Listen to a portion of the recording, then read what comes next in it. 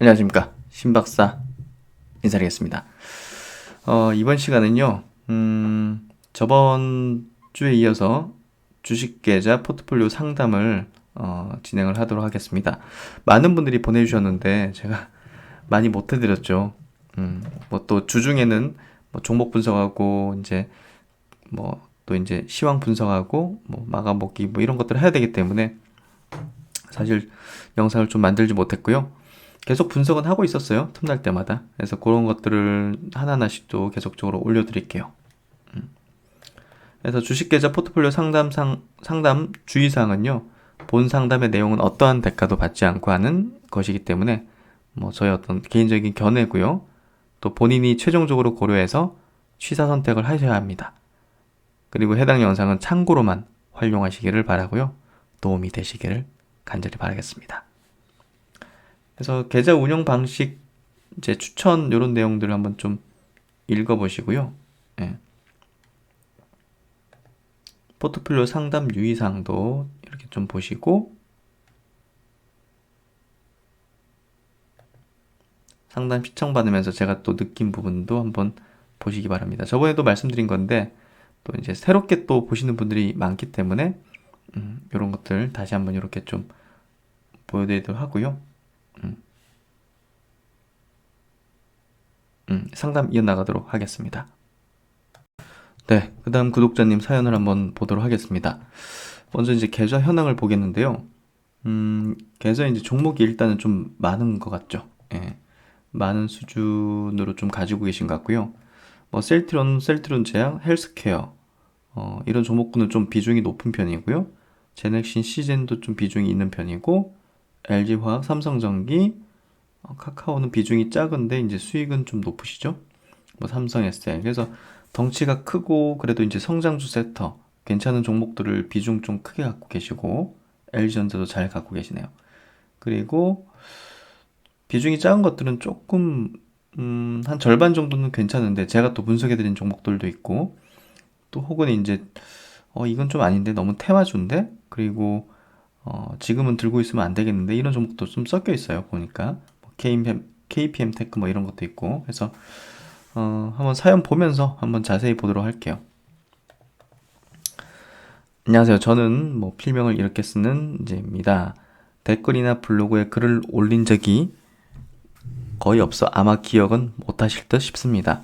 저는 2014년도에 희망퇴직을 하면서 받은 퇴직금 중 일부를 가지고 투자를 시작했습니다.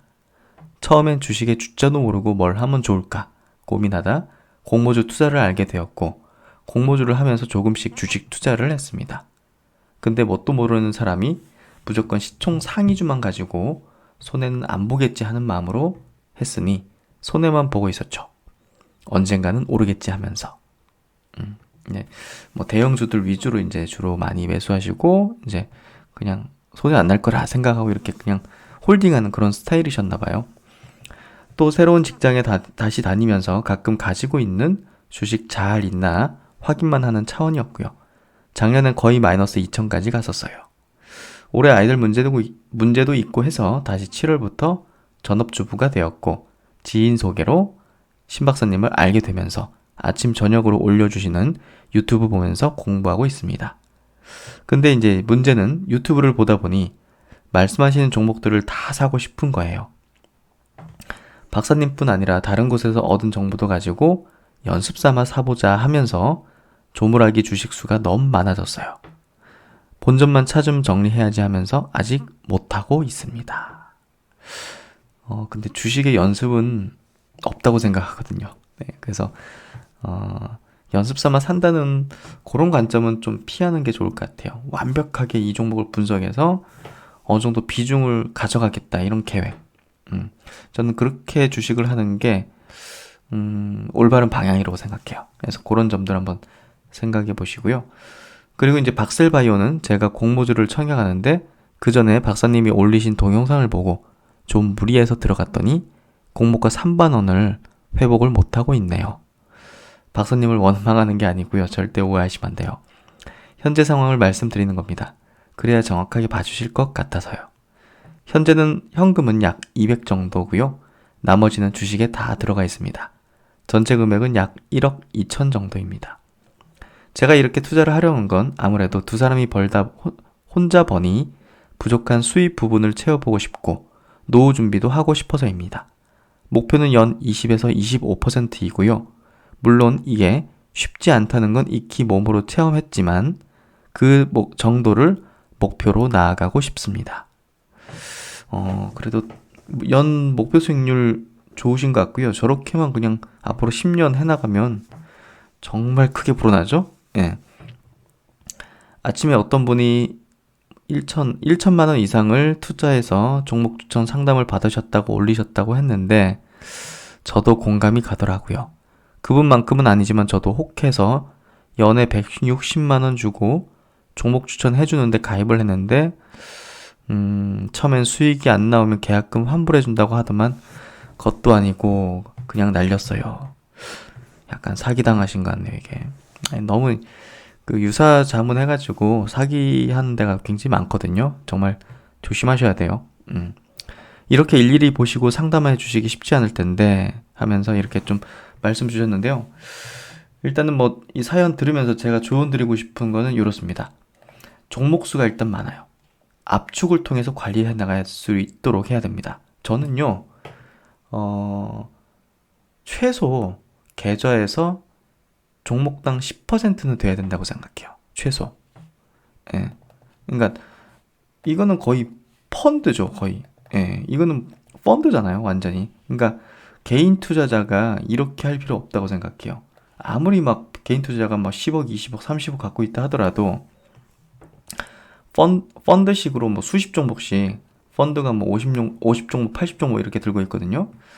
그런 식으로 하는 건 아니라고 생각해요. 그러면 이거는 그 비중이 다르긴 하지만 저는 관리를 할 수 없다 생각해요. 첫째로. 예, 그래서 비중을 저는 종목당 10% 정도는 가져가야 된다는 생각을 하고요. 그만큼 이제 최대 가져가더라도 계좌당 저는 한 10종목 내로 가져가야 된다 생각해요. 10종목 내로. 그래서 그래야지 아니 자기가 종목을 분석해서 확실하다 싶은 거를 담아가는 건데 이거는 제가 볼 때는 다 확실하다 생각한 게 아니라 그냥 일시적으로 그냥 잠깐 가져갔다가 팔고 뭐 이런 것도 생각해줬을 거고 근데 이제 단타를 한다 하더라도 이렇게 많이 가져가면 이건 관리가 안 되거든요. 그래서 아까 이제 연습 삼아 한다는 개념을 좀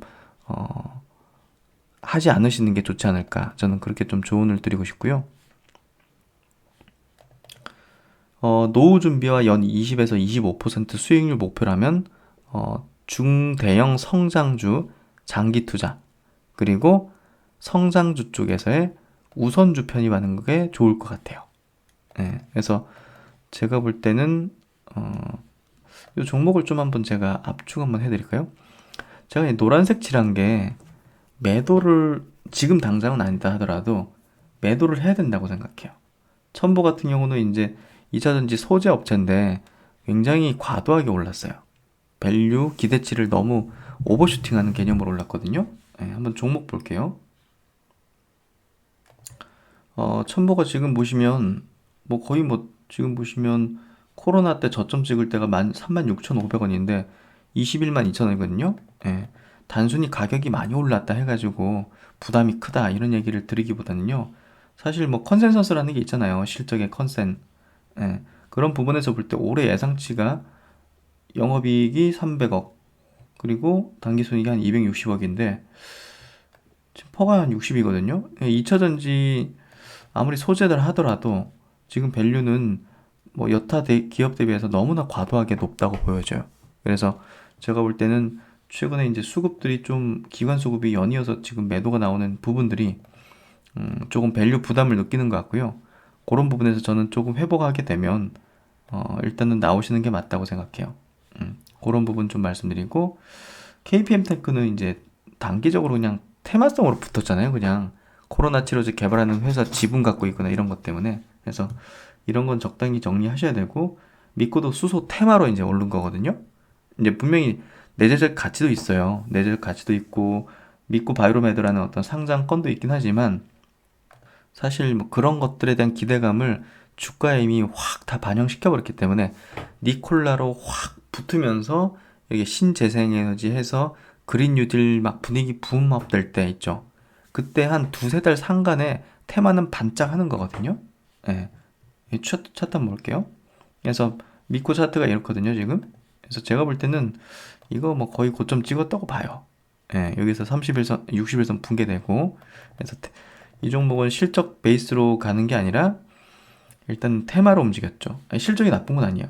실적이 나쁘다는 게 아니라, 예, 실적이 나쁜 거 아니에요. 2천억씩 뭐 매출 나오고, 뭐 이익도 보시면 적지 않아요. 영업이익도 뭐 100억 상반기에 200억 냈으니까 적지 않은데, 어쨌든 움직인 게 테마로 움직인 거예요.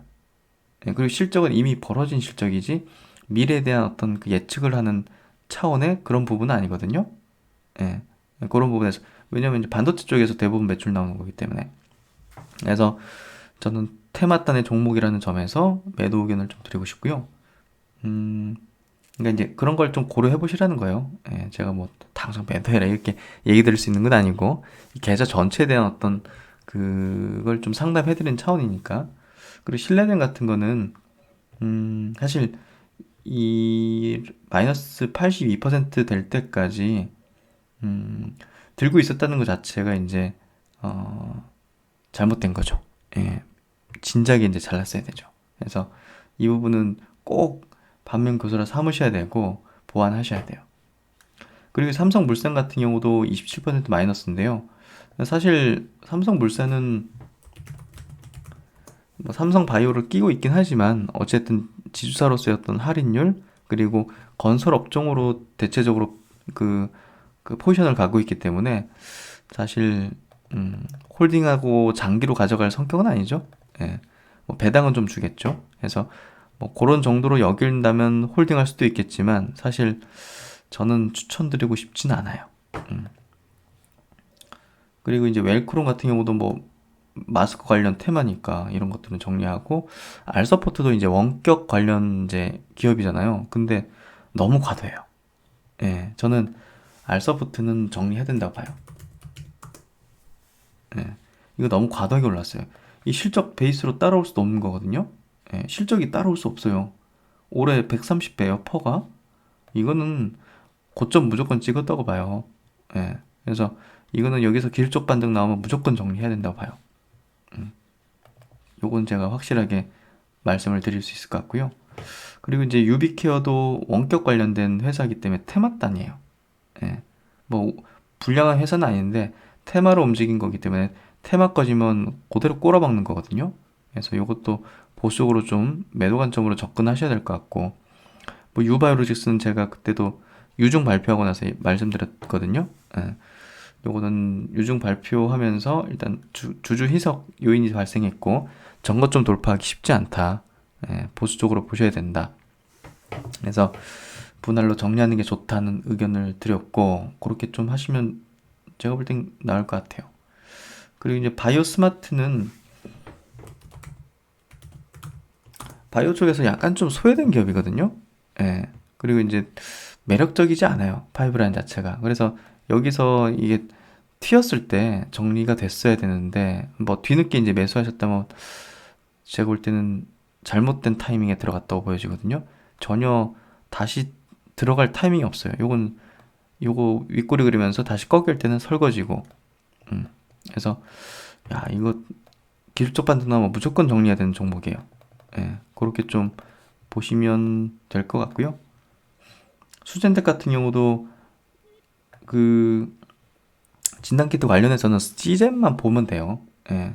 그런 면에서 수젠텍도 제가 볼 땐 종목 선택이 좀 잘못된 것 같고요. 수젠텍은 이거는 지금은 정리하셨는지 모르겠지만 이거 지금 일주일 전에 종목 상담 계좌 받은 것들이라 가지고 제가 좀 늦어져 가지고 타이밍이 좀 안 맞을 수도 있는데, 이거는 여기서 이렇게 장대 음목으로 밀렸을 때 끝난 거라 보면 되거든요. 예. 올라봤자 이거 돌파 못해요. 두 번째 이렇게 두 개나 산이 두 개 생겨버린 걸 어떻게 올려버려요. 여기서 이제 60일선까지 깨버렸다는 거는 붕괴되는 거거든요, 거의. 그래서 시장같이 이제 대장 주고 뭐 그게 아니기 때문에 사실은 이런 건 좀 부정적이죠. 이것도 조금 기술적 반등만 나온다면, 지금 지수 때문에 그냥 우르르 무너지는 거니까 반등이 나온다면, 기술적 반등 나온다면 저는 정리해야 된다고 봐요. 엑세스 바이오도 마찬가지죠. 야, 이것도 예, 종목 선택이 지금 잘못된 거예요. 종목 선택이 이게 지금 이게 한 번 더 위로 튈 수 있다는 그런 기대감 이런 것들이 아마 투자자들에게 있었을 것 같은데 그럴 수도 있고 안 올 수도 있는 거거든요. 예, 그래서 이게 야, 여기서 이제 밀리기 시작하면 이제 끝난 거라 보면 돼요. 저는 완전 테마죠. 예, 그래서 이런 거 잘못 불리면 이거 정말로 신라젠처럼 이런 수익률이 나올 수도 있는 거예요. 예, 그러니까 굉장히 조심해야 됩니다. 그래서 접근하면 안 됩니다. 이런 것들. 녹십자나 뭐 셀트론 헬스케어 뭐 이런 것들은 제가 뭐 영상 통해서 많이 짚어드렸으니까 뭐 다 아실 거고. 그리고 뭐 제넥신도 아실 거. 시제는 이제 제가 볼 때는 이번 3분기 실적 발표 하게 되면 1차 정리하고 추후에 다시 한번 보든지 해야 될 것 같아요. 예, 그래서 수익권이실 것 같은데 이번 3분기 발표에 기대감이 불 때 저는 일단 정리하는 게 좋지 않을까 그런 얘기를 좀 드리고 싶고요. 뭐 스코텍도 문제 없는 것 같고요. 타이거 차이나 당연히 중국 지수는 저는 올해 내년 좋을 거라고 봐요. 그래서 중국 ETF 그리고 중국 시장의 어떤 종목들은 저는 장기적 관점에서 접근하면 필수적인 포트에 담아야 되는 부분이라고 생각해요. 예, 그래서 타이거 차이나 제가 3달 전에 추천드렸는데 여전히 저는 홀딩 해야 되고 가져가야 된다. 그리고 더존비오지온, 뭐 가비아 뭐 문제 없죠. 그리고 박셀바이오 빠뜨렸는데 박셀바이오는 예, 아까도 제가 영상에서 말씀드렸나? 예, 박셀바이오 같은 경우는 일단 그 밸류에이션 측면으로 접근하시는 게 맞다고 봐요. 예, 지금 뭐 공모가 3만 원 이제 그 밑에서 하회하고 있는데 저는 공모가 회복은 한다고 보고요. 지금 시총 수준이 굉장히 낮은 수준이에요. 그래서 NK세포 대표적인 치료제 기업으로서 이제 녹십자 랩셀 그리고 NK맥스, 박셀바이오 이렇게 있는데 시총이 너무 낮은 것 같아요. 예, 아직 국내 임상이기 때문에 좀 낮은 밸류를 받는 게 맞겠지만 그래도 저는 이 메리트 크다 봐요. 중장기로 간다면 분명히 이거 이상으로 갈 수밖에 없다고 생각해요. 그래서 저는 홀딩 의견을 드리고 싶고요. 박셀바이오는 제가 여러 번 분석해드렸으니까 영상 보시면 이 기업의 어떤 파이프라인 내용들은 잘 아실 거고 문제 없다고 생각합니다. 그렇게 잘 보유를 해보셔도 좋을 것 같고요. 그래서 조언 드린 것들 조금 더 이어가면요. 3번째, 주식은 연습이 없다고 생각해요. 그래서 연습 삼아서 조금씩 담아보는 그런 습관은 버리는 것이 좋다고 생각하고요. 항상 실전입니다. 그리고 매수 대상으로 삼은 종목은 미리 확실히 공부를 해놓으시고 어떤 지점에 매수하겠다고 이렇게 잡아놓고 기준 잡아놓고 기다리는 습관을 가져야 돼요.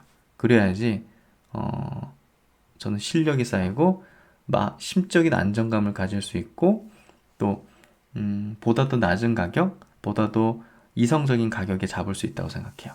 그래서 그런 습관을 기르시고요. 종목들 보니까 너무 막 급등 나가는 것들, 따라간 것들이 좀 보이거든요. 그런 어떤 것들을 좀 줄이셔야 될 것 같고요. 그래도 이제 대형주, 성장주 쪽 비중이 좀 높기 때문에 안정성 높은 계좌 운영하고 계신 것 같고요. 뭐 이런 점은 되게 잘 하시는 것 같아요. 그래서 조금 보완해 나가신다면 사실 연 20%, 25% 예, 안락한도를 보내실 수 있지 않을까 저는 그렇게 생각합니다. 그래서 계좌 운영 잘 해나가실 것 같은 생각이 들고요. 항상 응원드리고 또 나중에 또 기회 되면 계좌 중간 현황 한번 보면 좋을 것 같아요. 네, 화이팅입니다. 네, 그 다음 사연입니다.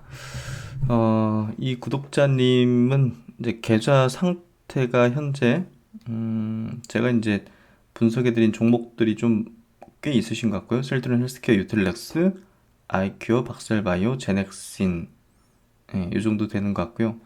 나머지는 개별적으로 이제 하신 것 같은데 뭐 유로 리딩도 받으시고 이렇게 좀 다양하게 하시는 것 같아요. 그래서 조금 테마 성격, 뭐 넥슨 GT 같은 거는 사실 좀 접근하면 안 되는 저는 종목이라고 보거든요. 이런 것들이라든지 센트럴 모텍같이 좀 테마돈으로 급등했다가 꺾이는 것들, 비성장주 중에서 두산그룹주 사실 뭐 일시적인 급등을 했던 것죠. 이런 것들을 들고 있는 게 조금은 부담인데 사연부터 한번 좀 보도록 할게요. 안녕하세요. 매일 신박사님 유튜브를 시청하고 있는 주린입니다. 네이버 블로그에선 이걸 어떤 아이디로 또 이제 가끔 댓글을 남기고 있어요. 처음에 직장 선배들과 재테크로 저축한 돈으로 시작했던 주식이 비투하면서 이제 빚으로 이제 투자를 하면서 투자 금액이 늘어나고 손실도 커졌네요. 이제 빚만 남았습니다. 그러니까 자신의 본 돈은 이제 뭐 손실로 날라갔고 이제 빚 정도 남았다는 그런 말씀이신 것 같은데요. B2에서 내 집 마련의 자금으로 하려던 것이 손실만 5천이 넘어가 하루하루 힘들게 보내고 있어요. 그동안 손실 만회하고픈 마음에 큰 금액 주고 유료 리딩도 3번 하였지만 리딩에서 시킨 대로 하면서 손실이 더 커졌습니다. 이제 1년 남짓이면 결혼으로 자금을 회수해야 하는데 계좌는 여전히 마이너스라 어찌 해야 할지 모르겠네요. 계좌 종목 중 몇백만원 종목은 손절해서 비중 줄인 것도 있지만 거의 단타로 들어갔다가 물린 종목입니다. 단타로 조금이라도 수익 나면 셀트론 헬스케어 더 사야지 하였던 건데 오히려 마이너스네요. 이거 좀 어려운 상황이네요. 유틸렉스는 작년 여름부터 가지고 있었던 건데 유로 리딩에서 작년 10월 무상증자, 임상재계, 셀리드와의 합병 이슈라. 이거는 잘못된 정보 같은데요. 이시드니 매수하라고 하였던 종목입니다. 요즘은 그저 주식일 오르길 기도하며 삽니다. 바쁘시겠지만 제 계좌 보시고 방향 설정이나 조언 등 꼭 부탁드리겠습니다. 이렇게 말씀 주셨는데요. 이거 좀 뭐랄까요. 첫 번째 가장 걸리는 부분이 한정돼 있는 기간이 한정돼 있는 자금, 특히나 결혼 자금인데 이거를 지금 주식으로 활용한다는 건 굉장히 저는 이건 좀 아닌 것 같아요. 그리고 이제 마음 급하다 보니까 지금 리딩을 막 이렇게 돈 주고 하신 것 같은데 그런 데는 사실 뭐 단타로 막 그냥 던지는 거잖아요, 종목을. 그러니까 이렇게 재료도 보시면 말도 안 되는 걸 지금 붙여놨잖아요, 지금. 그러면서 막 흥분시키는 거잖아요. 이런 것들 너무 안 좋은 것 같아요. 그래서 빚으로 하다 보니까 마음이 더 급해지는 그런 것들이 좀 생기신 것 같고요. 일단 제가 볼 때는 뭐 셀트론 헬스케어, 유틸렉스, 아이큐, 박셀바이오, 제넥시는 뭐 일단 보유하시는 게 맞다고 보는데 센트럴 모텍은 뭐 조금 올라오면 정리하는 게 좋다고 보고요. 이건 뭐 테슬라 관련주라 해가지고 뭐 상장가지고 급등한 거잖아요. 이런 건 사실 아니라 보고요. 뭐 차트 한번 보죠.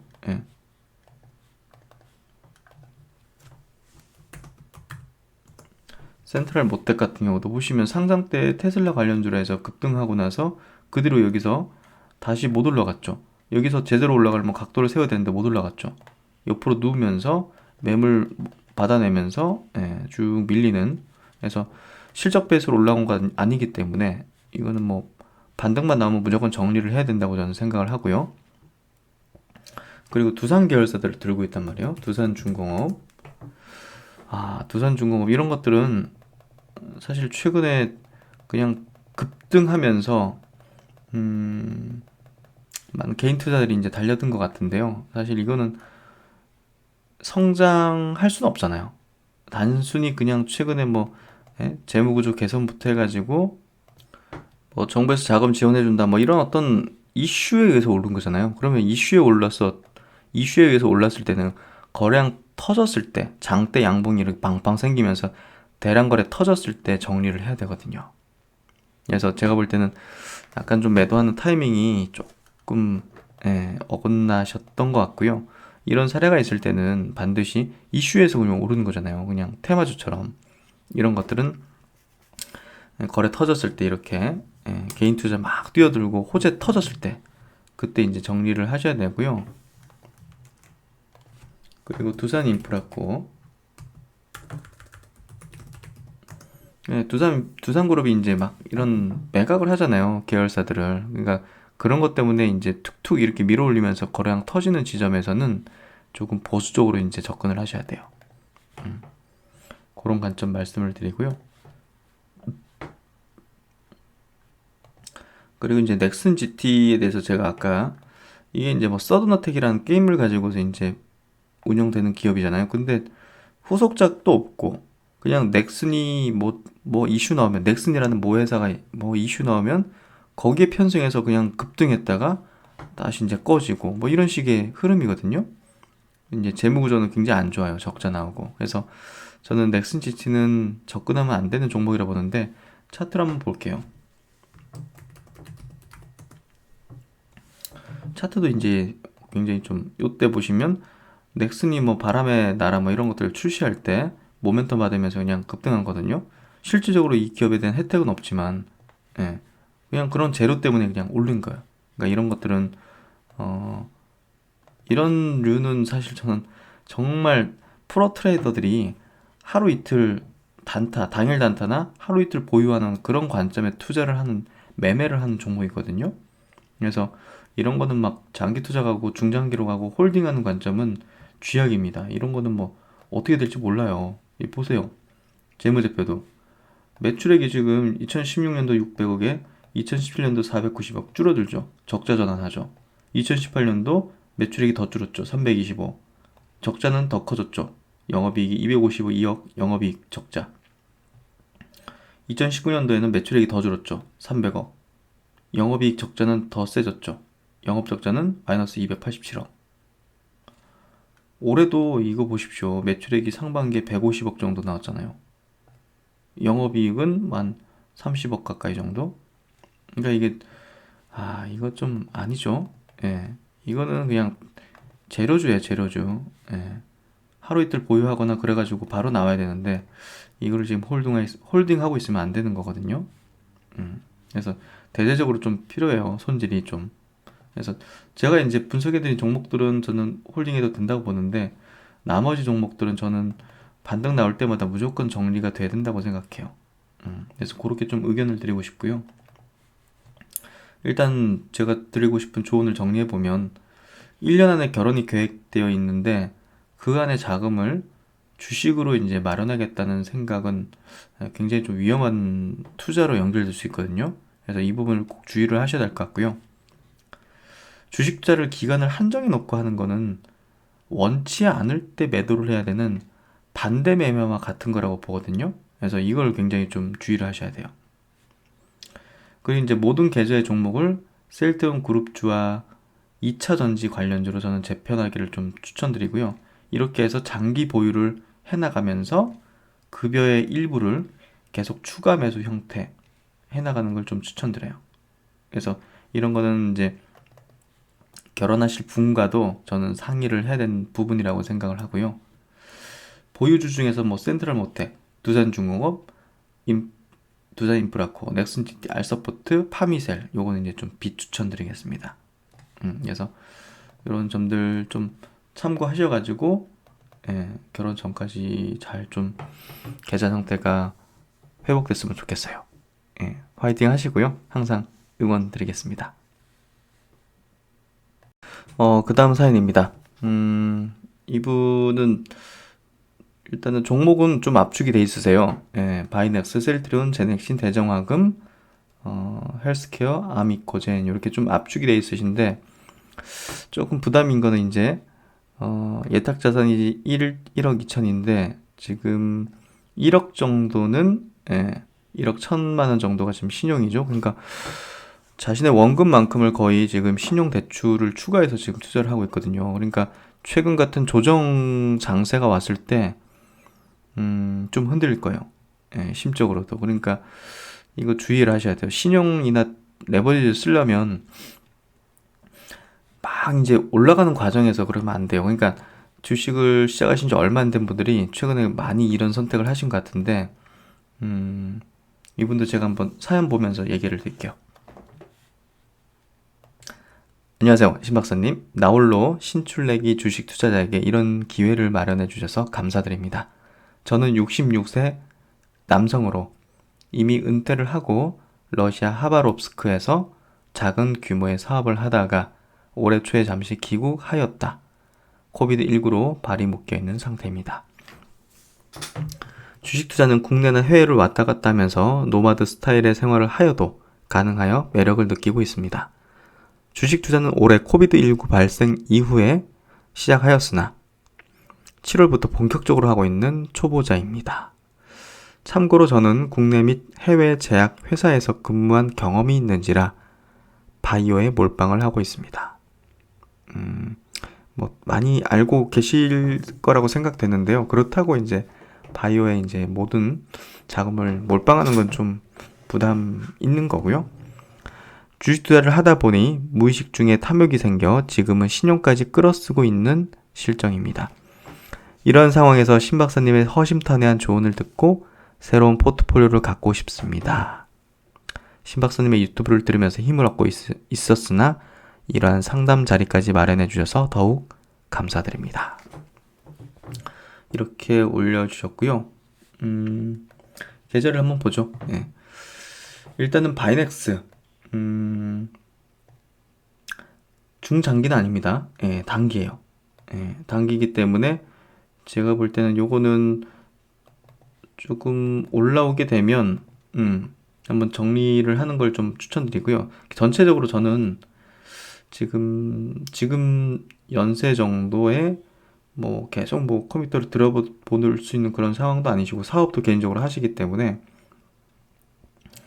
셀트론 그룹주, 셀트론 그룹주를 A로 이제 분류해가지고 두시고 B 그룹을 저는 배당 그룹으로 좀 하시면 좋을 것 같아요. 배당 그룹. 그래서 배당 그룹은 제가 이제 보여드리도록 할게요.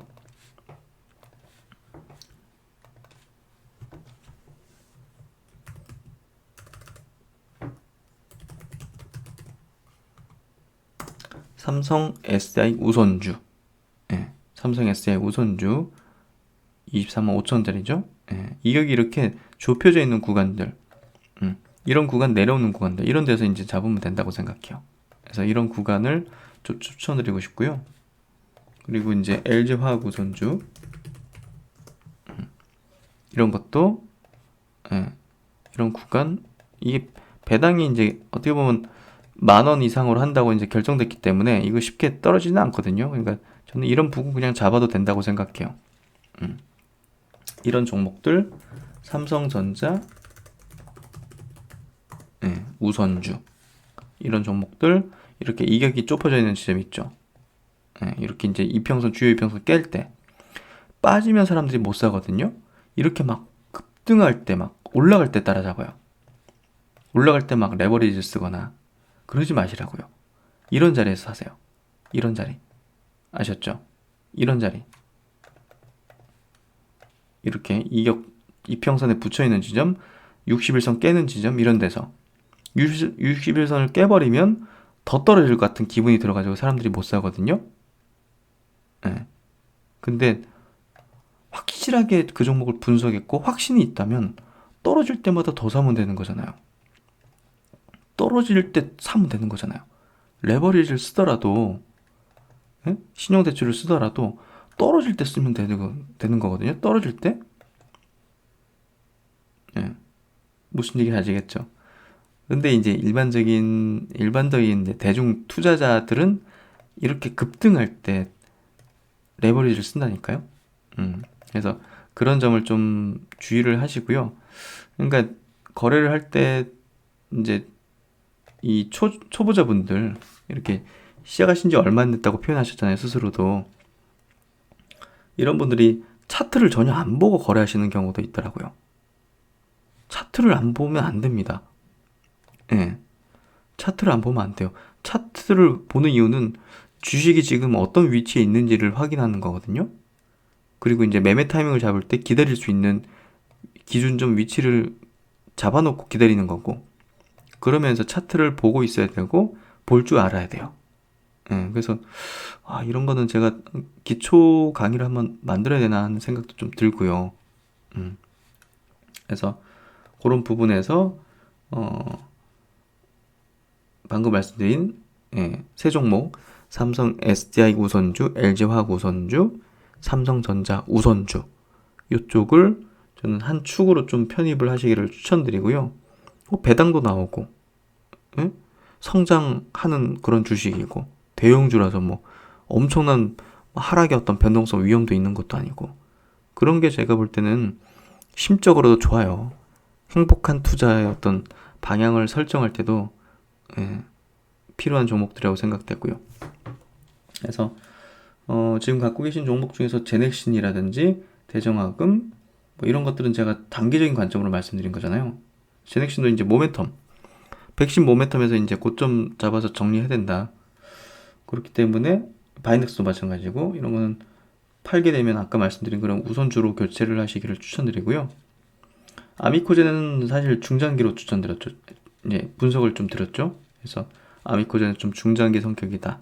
이렇게 좀 보시면 될 것 같고, 그래서 이번 조정 구간에서 조정이 조금 이제 풀리면서 종목들 올라오면 제가 말씀드린 그런 교체를 한번 해보셔도 좋을 것 같아요. 지금은 뭐 손실률이 크지 않으시기 때문에 뭐 사실 뭐 크게 그러진 않으시겠지만 최근에 제넥시 좀 빠지면서 이게 평가 손익이 좀 줄어들면서 조금 위축이 되셨을 수는 있겠네요. 두려워하지 마시고요. 편안히 가지시면서 추후에 매도해서 현금 생기면 그런 걸로 좀 교체를 하시기를 제가 추천드리도록 하겠습니다. 네, 이번 구독자님 상담은 특정 종목에 대한 어떤 의견을 좀 드려야 될 것 같아가지고 좀 만들었고요. 사연부터 한번 볼게요. 어떤 분께서 인정한 자타공인 신박사님 덕분에 든든합니다. 옆에 계좌는 제 계좌는 아니고요. 집사람 계좌인데 불구하고 올립니다. 집사람이 하도 제 말을 안 들어서 박사님 조언은 들을까 해서입니다. 가장 골칫거리 주식이 제이준 코스메틱인데 집사람이 TV 주식 프로에서 좋다고 듣고 코로나 이전에 매수를 했는데 주가가 떨어지자 계속 물타기를 해서 지금 대주주가 될 판입니다. 시진핑만 오면 주가가 5,000원 간다고 우기고 있는데요.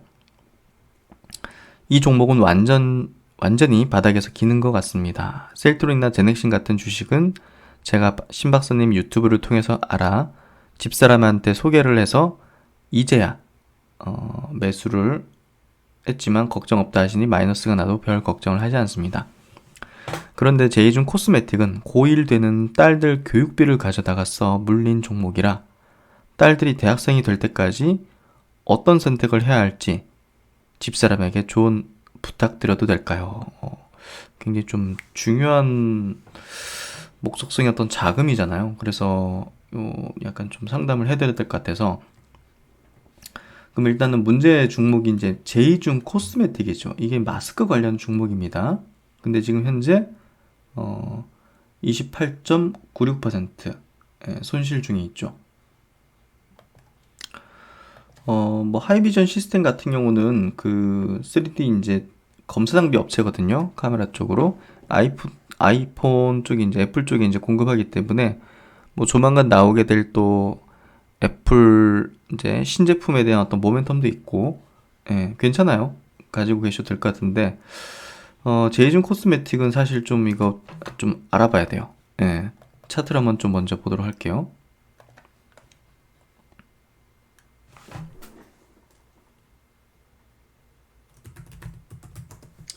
제이준 코스메틱 차트를 보시면 굉장히 좀 심각하죠.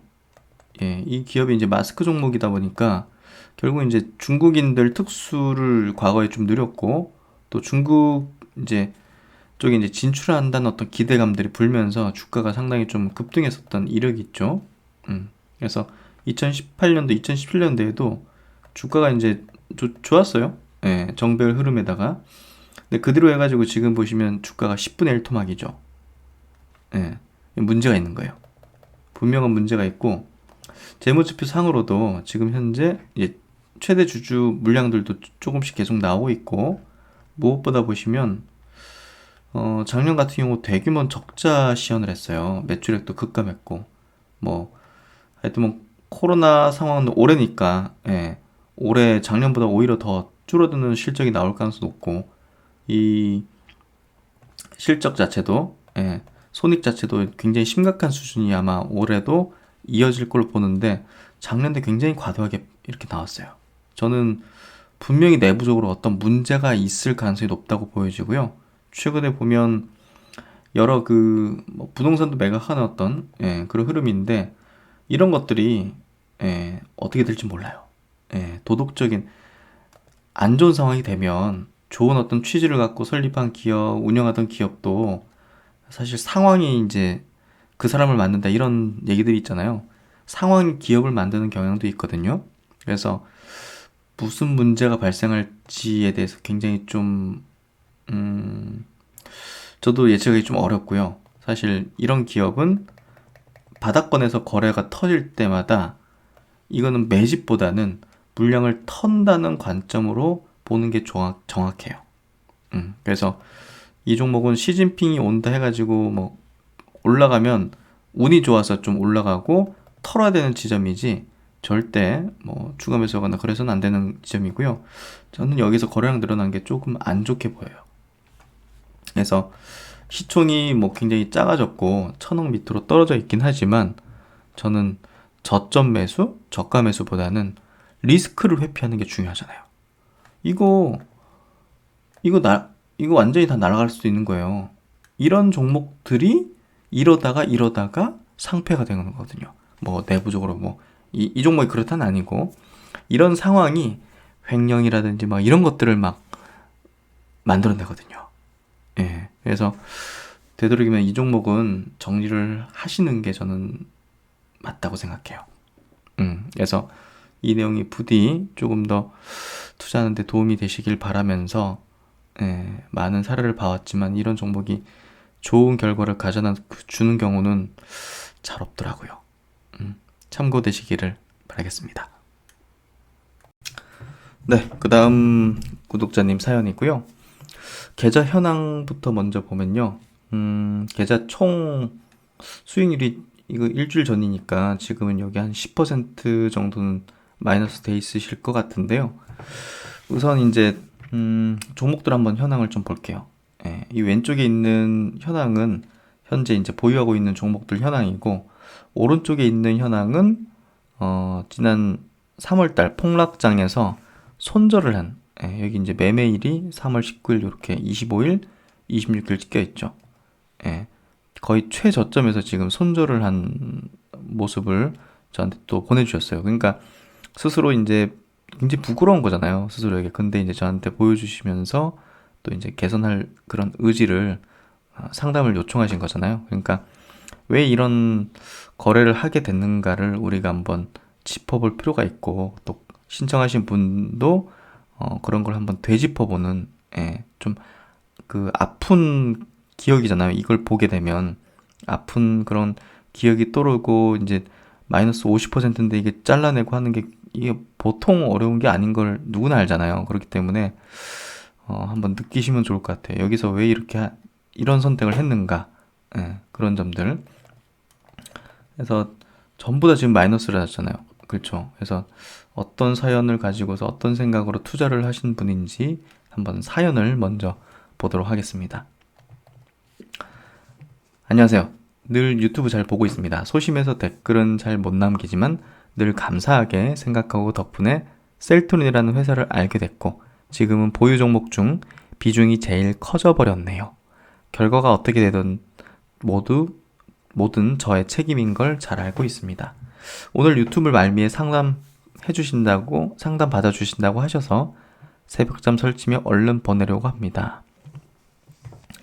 작년 연말에 목돈이 생겨서 배당 좀 받아볼까 하고 시작한 현대차, SK이노베이션, DGB 금융지주 등을 배당 받고도 수익률까지 욕심이 나서 보유하다가 그렇군요. 연말에 배당 좀 주는 종목들을 이렇게 사서 배당 받고 배당량 때문에 떨어지잖아요. 그러니까 이거 회복하고 수익률까지 좀 날 수 있도록 조금 보유하다 보니까 이게 코로나 사태 맞으면서 상당히 좀 겁나셨겠네요. 그러니까 주식에 대한 경험이 많이 있거나 어떤 전략적으로 이 기업을 장기 투자하겠다 이렇게 분석해서 들어온 게 아니라 배당 받고 그냥 나가려고 했다가 조금 욕심이 생겨서 보유를 했는데 막 40%, 50%막 폭락하니까 이제 겁이 나셨던 것 같아요. 공포죠. 그래서 아까 보신 그 오른쪽에 손절을 해버려서 크게 손실을 이제 확정한 그런 매매를 해버렸다. 그땐 너무 무서웠다. 그래서 맞아요. 이 주식을 경험이 많이 없으셨던 분들은 지난 3월 달에 사태를 맞이하게 되면 공포가 극단에 가게 되죠. 아, 이거 완전히 깡통 나는 거 아닌가? 근데 파산 나는 거 아닌가? 뭐 이런 어떤 굉장히 절망의 어떤 극단점, 뭐 이해합니다. 참 그런 것 때문에 아마 나도 모르게 이렇게 그냥 잘라 버리셨을 것 같아요. 그게 뭐 그런 부분들 뭐 다시 봐도 처참하다. 그 당시에는 나름 저도 기업을 분석했다고 생각했는데, 분석을 또 했다고 생각했는데 뭐 예기치 못한 이벤트가 생기니 대응을 못하겠더라고요. 그때 존버라는 걸 알았다면 누군가 버티라고 빚을 내서라도 추가 매수하라고 했더라면 하는 생각이 가끔 들어요. 아, 제가 제 유튜브를 좀 보셨으면 하는 생각도 드네요. 하여튼 뭐 이미 지나간 거니까요. 근데 지금부터 잘 해나가면 되잖아요. 그렇죠? 이미 지난 거에 대해서는 후회가 아니라 이제 배우면 되는 거죠. 예, 저는 그렇게 생각해요. 예, 그래서 그걸 가지고서 이제 다시는 실수를 하지 않도록 하는 게 중요한 거니까 우리는 미래를 향해서 나가는 거지 과거에 얽매이면 안 되죠. 예, 혹시나 또 똑같은 실수를 할까봐 바쁘시지만 부탁 좀 드리려고 메일을 드립니다. 지금 계좌 거의 다 마이너스라 부끄럽지만 용기 내어 봅니다. 셀트론 비중이 25%로 가장 크고 나머지 고려아연, 에스테크, 율천화학, 네이버, 미래에셋 10%씩, 나머지는 5% 정도 됩니다. 나머지는 아직까지 버틸만 하지만 에스테크, 율천화학, 고려화학은 소위 기동량으로 들어가서 물타기로 비자발적 장투를 해야 하는 상황이 되어버렸네요. 어느새 마통도 마이너스 통장 말씀하시는 거죠? 마이너스 통장도 바닥을 드러내고 있어서 이제는 정리를 해버려야 하나 고민이 큽니다. 지난 3월에 실패를 만회하고 5%만 먹자고 시작한 게 어느새 이렇게 되어버렸네요. 5%만 먹자. 네, 하여튼 뭐 조언 부탁드립니다. 올려주셨는데요. 5%만 먹자. 이건 좀 주식하는 관점에서 아닌 것 같아요. 예, 이런 관점으로 들어가는 게 아니라 2배, 3배를 벌자는 식으로 들어야 돼요. 그게 이제 막 그냥 고수익만 노리겠다 이게 아니라 그럴 수 있는 기업을 찾아서 철저하게 분석하고 이 기업에 제대로 시장에서 평가받을 때까지 홀딩한다. 이 관점으로 가는 게 저는 정석적이고 맞다고 봐요. 그래서 지금 누구한테 그냥 듣고 이렇게 매수하신 이런 종목은 적절한 투자가 아니죠. 그래서 이런 건 고치셔야 되고요. 일단 이미 샀으니까 이 종목을 어떻게 해야 될지 한번 좀 체크를 한번 해보죠. 제가 볼 때는 에스테크는 조금 보유하다가 좀 올라오면 이제 정리를 하시면 될 것 같아요. 그리고 율촌화학은 제가 볼 때는 이게 특별하게 성장이라는 그 부분이 보이진 않거든요. 뭐 농심이라는 기업의 이제 어떤 포장재를 이제 만드는 회사이기 때문에 뭐 안정적인 어떤 매출과 뭐 이익은 낼 수 있죠. 그리고 배당도 뭐 적지 않게 주기 때문에 뭐 배당 관점에선 보유를 해볼 수도 있겠지만 사실 배당도 저는 뭐 LG화학 우선주, 뭐 삼성 SDI 우선주, 뭐 삼성전자 우선주, 그리고 그런 현대차 우선주 이런 쪽으로 성장주이면서도 배당을 좀 주는 그런 종목군들의 우선주로 가는 게 맞다고 봐요. 그래야지 나중에 그거는 물려도 계속 가져갈 수 있거든요. 시장 때문에 빠져가지고 물리다 하더라도 가져가면 돼요. 성장주니까. 매출과 이익이 늘어나는 업종의 대표 주도주기 때문에 그거는 장투하면서 배당 들어오는 거 가져가면 되는 거잖아요. 근데 연말만 되면 배당으로 먹겠다고 들어와가지고 배당락 딱 돼가지고 떨어지니까 그냥 회복될 때까지 보유하려고 하다가 그냥 장투로 가는 거죠. 회복 안 돼가지고. 그런 투자는 굉장히 옳지 않아요. 그래서 저는 별로 율촌하기 전 썩 좋은 어떤 투자 종목이라고 보진 않고요. 맥쿼리 인프라도 이미 이게 이제 배당 주는 종목이잖아요. 근데 이미 이 종목을 너무 많이 사람들이 알게 됐어요. 그래가지고 배당 수익률이 낮아졌어. 예, 그래서 메리트에서는 적다고 봐요. 이게 성장할 수 있는 것도 아니기 때문에 예전에는 2, 3년 전이면 굉장히 메리트가 있었는데 지금은 이미 올라 버렸어요.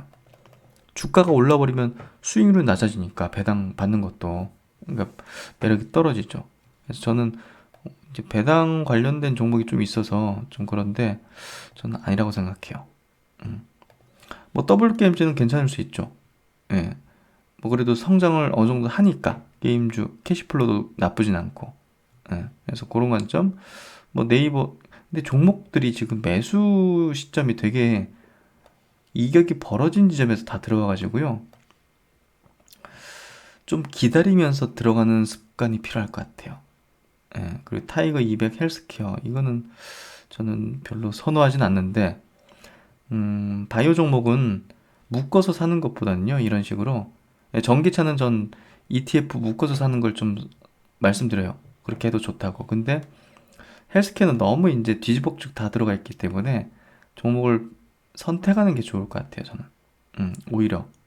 그래서 그런 쪽으로 좀 말씀드리고 싶고, 고려와이는 저는 좀, 뭐 경기 민감 섹터가 최근에 바닥에서 올라온다 하지만 좀 일시적이거든요. 그러니까 그렇게 일시적 올라올 때 정리한다든지 그런 식으로 접근하는 게 좋을 것 같아요. 원유 쪽도 사실은 예. 그래서 저는 되도록이면 성장주 섹터로 깔아두되 예. 좀 그 은퇴나 이제 은퇴를 앞두신 분들 이제 캐시플로가 필요하신 분들은 성장주 쪽에 이제 우선주를 좀 담자 그런 관점으로 말씀드리고 싶고요. GS 리테일도 저는 요거는 좀 부적합하다고 생각해요. 그래서 이런 것 좀 고려를 해보시고 제 조언에 대한 정리를 한번 해보면요. 배당주에 대한 투자는 연금 생활을 위한 관점으로 장기 투자예요. 그러니까 이 종목을 계속 가져가겠다는 관점에 그런 종목 중에서 우선주들, 배당 나오는 그런 우선주를 사는 게 맞지 잠깐 들어갔다가 배당 먹고 나오겠다. 이거는 아니에요. 연말 배당 먹고 파는 것은 잘못된 투자 방법이에요. 못 나올 수도 있는 거니까요. 그리고 이제 5% 수익 내자는 관점으로 주식 들어가는 것도 굉장히 단기적인 관점의 매매거든요. 사실 그 단기 매매는 굉장히 오랜 경험과 연마가 필요한 영역이에요. 그래서 최근에 주식을 이제 처음 시작하신 분들, 시작한 지 얼마 안 된 분들이 단타를 친다고 하면 저는 굉장히 깜짝 놀래요. 야, 이 분야는 굉장히 오랜 기간의 연마가 필요하고 학습이 필요한데, 경험이 필요한데, 저는 시작하시는 분들은 무조건 장투나 중장기 투자로 가야 된다고 보거든요. 예. 그러면서 이제 시장에 대한 경험을 쌓아나가면서 상승장, 하락장, 횡보장 이런 파고를 겪어 나가면서 단타 매매에 대한 어떤 스스로의 어떤 기준도 만들어 나갈 수 있는 건데 그런 게 없이 갑자기 단타다. 굉장히 어려운 분야인데. 예. 진짜 본인의 성향과 맞는지 그런 것도 좀 고민을 해봐야 된다고 생각하고요. 보유한 종목들은 기업 내용은 뭐 대체적으로 좋은데요. 저는 성장주 압축 투자 쪽으로 가는 게 좀 더 낫다고 생각해요. 그리고 매수 타이밍도 막 이격이 막 벌어져가지고 막 그런 구간 말고요. 지금 같은 구간, 이런 구간부터 이제 들어간다. 그러니까 지금은 종목을 들고 있으니까 못 들어가지만 앞으로 이제 투자해 나갈 때는 조금 더 기술적으로도 이게 좁혀져 있는 지점. 그건 이제 제가 많이 말씀드렸으니까, 예. 그런 지점에서 들어가시기를. 뭐, 예를 들면 이런 거죠. NC소프트 보세요. 이격이 줄어들어가지고 지금 뭐 이평선 붙어 있는 지점, 이런 지점, 눌려 있는 지점, 예. 이런 지점에서 들어가는 게 저는 맞다고 봐요. 삼성 SDI 같은 종목도 보시면 예, 이격이 이렇게 막 벌려져 있어가지고 이런 지점 말고 이렇게 좁혀진 지점, 오히려 중요 이평선을 깬 지점, 이런 지점. 뭐 더 깨면 그냥 홀딩해도 되고 조금 더 매수해도 되고 뭐 이런 식으로. 그래서 그런 관점의 타이밍을 좀 잡아보시는 게 좋을 것 같고요. 그리고 이제 빚을 내서라도 투자는 아까 마이너스 통장 이렇게 말씀하셨는데 빚을 내서라도 투자하는 구간은 3월달로 이미 지나갔어요. 지금부터는 빚을 들여서 투자하는 구간이 아니라 예, 빚을 줄여나가야 돼요, 사실은. 빚이 이렇게 있으면 조정시마다 흔들릴 수밖에 없거든요. 그런 분들이 이제 털리거든요. 그래서 굉장히 그 3월달, 4월까지 그 정도 되는 지점에서 이제 레버리지를 쓸 수 있는 거지. 막 지금 한참 올라왔는데 지금 구간에서는 쓰면 안 되죠. 이미 밑에서 쓴 사람들은 지금 뭐 끌고 오면 되는 거지만, 그래서 지금 막 빚으로 투자한다가 이거는 뭐 진짜 위험하거나 스스로 견뎌낼 수가 없어요. 그런 분들이 막 난리 치는 거죠. 야, 막 그런 분들이 악플 달고 하는 거예요, 결국은. 예, 얼마나 쫄리면 그러겠어요. 그러니까 지금은 빚내서 투자하는 구간 아니에요. 예, 그런 점들 좀 이해하시고 대응하셨으면 좋겠습니다. 많은 도움이 되셨길 바라고요.